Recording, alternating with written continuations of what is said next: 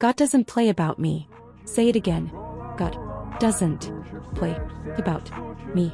Because the moment you understand this truth, everything changes. You stop begging.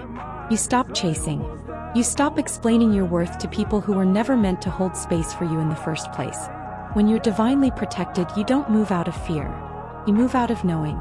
Knowing that every closed door was sealed for your protection. That rejection you cried over, that silence you couldn't understand, it wasn't punishment.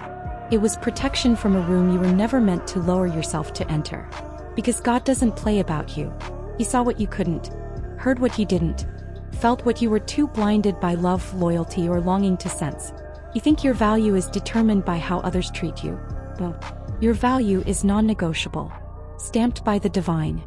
That's why when someone mishandles you, it doesn't end well for them. Not because you wished harm, but because you were chosen. And there are consequences for mistreating the chosen. You ever wonder why someone fumbled you and everything in their life started crumbling after?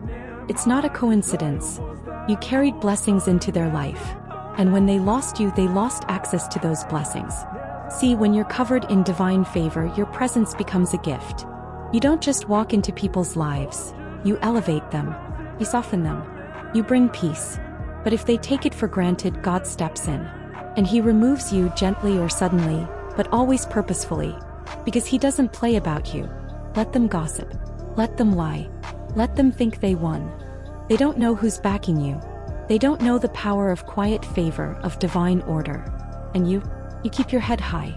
You walk in rooms knowing you're not just invited, you're appointed. You radiate an energy they can't place but can't ignore. That's God's fingerprint on your life. You don't have to prove anything. Not to a man. Not to a job. Not to a friend. Not to society. Your existence is proof enough. Proof that you were born with purpose. That you're walking in alignment.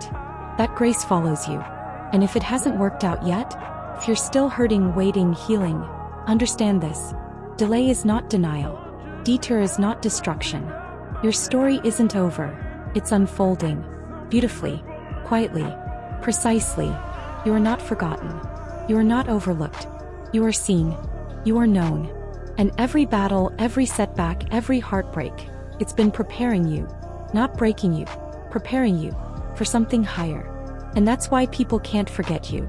Even when they try. That's why people try to copy you. Compete with you. Undermine you. They see it too, even if they won't say it out loud. Spiritual. You were always meant to stand out, not fit in. And that makes some people uncomfortable. But that's not your problem. That's their reflection reacting to your light.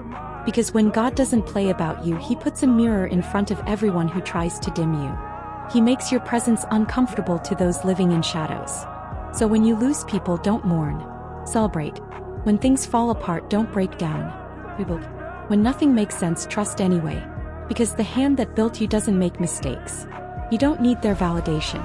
You don't need to be seen by the blind. You don't need to be loved by the unhealed.